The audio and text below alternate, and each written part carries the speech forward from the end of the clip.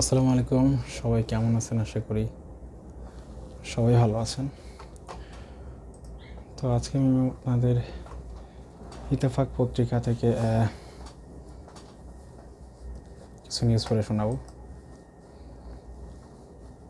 তাসনিম জারাকে ইঙ্গিত করে কড়া সমালোচনা এনসিপি নেত্রী ডক্টর মিতুর।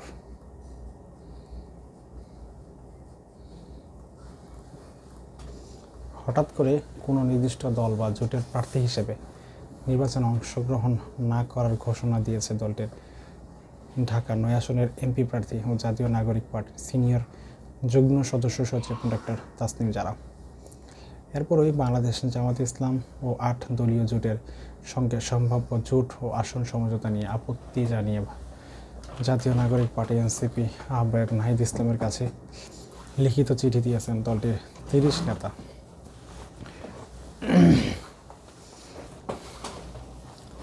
এই ঘটনাকে ইঙ্গিত করে শনিবার ২৭ ডিসেম্বর রাতেই নিজের ভেরিফাইড ফেসবুকে কড়া সমালোচনা করে পোস্ট দেন এনসিপির কেন্দ্রীয় যুগ্ম সদস্য সচিব ডক্টর মাহমুদা মিতু। পোস্টে তিনি বলেন, এই জুলাই এমনি আসেনি। এই নাহিদ ইসলামের থায়ের রক্ত জমাট দাগ আমরা ভুলিনি। We believe Nahid Islam. পোস্টের কমেন্টে ডক্টর মাহমুদা মিতু আরও বলেন, যারা জুলাইয়ে ছিল না, যারা দেশের জন্য জাতির জন্য কখনো নিজেকে রিস্কে ফেলেনি, যারা বিচার চায় না, তারা আবরার তার মুখ বন্ধ করে রেখেছিল, যারা প্রহসনের ইলেকশন নিয়ে কথা বলেনি, তাদের চেয়েও আমাদের সেই সব মানুষ অনেক গুরুত্বপূর্ণ, যারা একজন ফলোয়ার নিয়েও দেশের জন্য ১৭ বছর ফাইট করেছে। এদিকে কাছাকাছি সময়ে ফেসবুকে পোস্ট দিয়েছেন এনসিপির আরও ৩ শীর্ষ নেত্রী। তারা হলেন দলটির সিনিয়র যুগ্ম আহ্বায়ক সামান্তা শারমিন, যুগ্ম সদস্য সচিব নুসরাত তাবাসসুম ও যুগ্ম সদস্য সচিব ডক্টর মাহমুদা মিতু। সামান্তা শারমিন তার পোস্টে লিখেছেন, আমরা লড়াই ছাড়ব না, আল্লাহ সহায়। আর নুসরাত তাবাসসুম লিখেছেন, নীতির চাইতে রাজনীতি বড় নয়, কমিটমেন্ট ইজ কমিটমেন্ট। যাই হোক, এগুলো বলতেছেন নির্বাচন যত এগোচ্ছে তত অনেক কিছু বের হচ্ছে। আসলে এখন অনেক কিছুই বেরিয়ে যাচ্ছে, কি হবে সামনে এটা সময় বলে দেবে। তো আমরা বাংলাদেশ প্রতিদিন থেকে একটা নিউজ শোনাবো। জামাতের সাথে জোটে আপত্তি জানিয়ে নাহিদকে এনসিপির ৩০ নেতার চিঠি।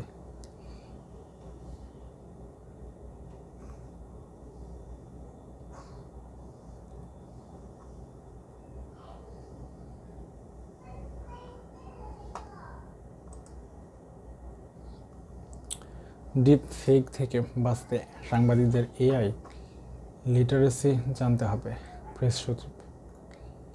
প্রধান উপদেষ্টার প্রেস সচিব শফিকুল আলম বলেছেন, কৃত্রিম বুদ্ধিমত্তা এআই টুলস সাংবাদিকতাকে সহজ করলেও তা নানা চ্যালেঞ্জের মুখে ফেলছে। ভয়াবহ মিথ্যা ও ডিপ ফেক থেকে বাঁচতে সাংবাদিকদের অবশ্যই এআই লিটারেসি জানতে হবে।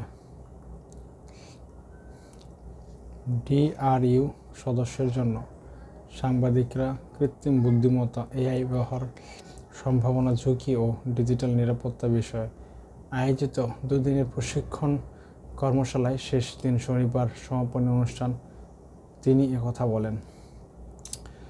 ডিআরইউর শফিকুল কবির মিলাতায়নে এআই পাওয়ার্ড জার্নালিজম শীর্ষক কর্মশালায় সমাপনী অনুষ্ঠিত হয়। প্রেস সচিব বলেন, এআই পাওয়ার্ড জার্নালিজম এমন একটি বিষয় যা সবার সমানভাবে জানা দরকার। এটি ছাড়া আমাদের মুক্তি নেই। একদিকে এআই টুলস সাংবাদিকতার উৎকর্ষতা আনতে সহায়তা করবে, অন্যদিকে ডিপ ফেক শনাক্ত করতে সাহায্য করবে।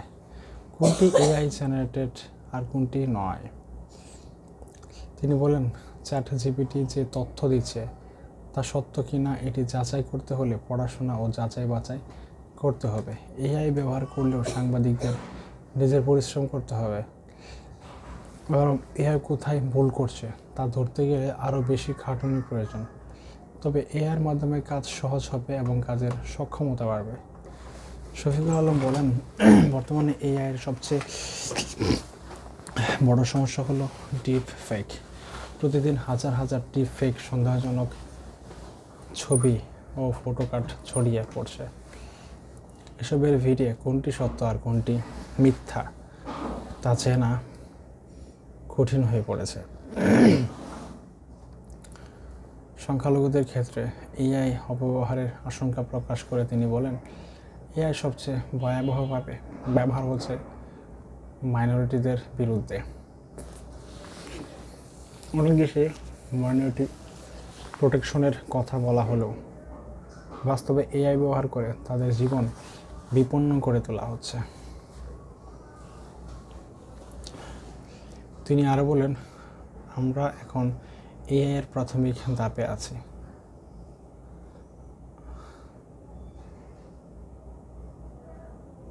অচিরেই এমন ভিডিও টুলস আসবে যেখানে আমার কণ্ঠ, ছবি ও ভিডিও ব্যবহার করে আমাকে দিয়ে 20 মিনিটের বক্তব্য তৈরি করা যাবে। আমরা যারা সাংবাদিকতা করি তারা হয়তো যাচাই করে বুঝতে পারবো, কিন্তু বুরুঙ্গামির একজন সাধারণ মানুষ তা বুঝতে পারবে না।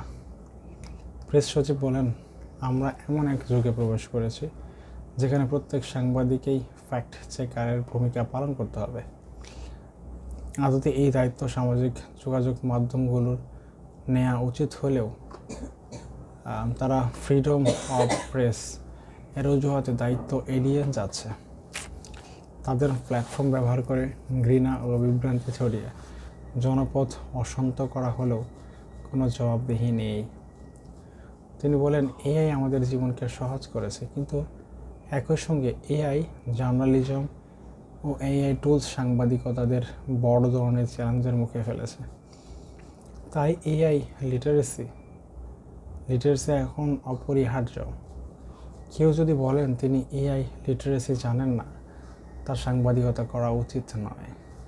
সবাইকে আহ্বান জানায়, এআই সাংবাদিকতা শিখতে হবে, এটি শিখতেই হবে।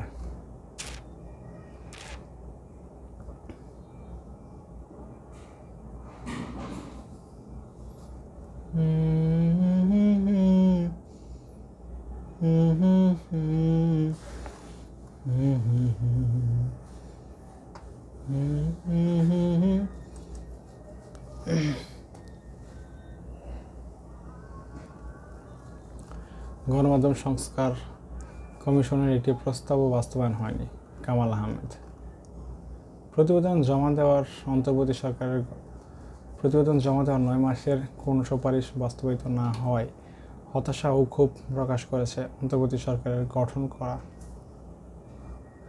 গণমাধ্যম সংস্কার কমিশনের প্রধান কামাল আহমেদ বলেছেন, আমাদের গণমাধ্যম সংস্কার কমিশনের যেসব প্রস্তাব তার একটি প্রস্তাবও এই পর্যন্ত বাস্তবায়িত হয়েছে এমন কথা আমি বলতে পারছি না। এজন্য আমি দুঃখিত। শনিবার রাজধানীর সেগুনবাগিচার আন্তর্জাতিক মাতৃভাষা ইনস্টিটিউটে দেশের সম্প্রচার সাংবাদিকদের সংগঠন ব্রডকাস্ট জার্নালিস্ট সেন্টারের বিজেসি ষষ্ঠ সম্প্রচার সম্মেলনে বিশেষ অতিথির বক্তব্যে কামাল আহমেদ কথা বলেন। অনুষ্ঠানের প্রধান অতিথি ছিলেন তথ্য সম্প্রচার উপদেষ্টা হিসেবে সদ্য দায়িত্ব পাওয়া সৈয়দা রিজওয়ানা হাসান। কামাল আহমেদ আরও বলেন, তথ্য মন্ত্রণালয়ের কর্মকর্তারা মাঝখানে খুব ব্যস্ততা দেখিয়েছেন। এই সংস্কার কমিশনের প্রতিবেদন নিয়ে তারা কাজ করছেন।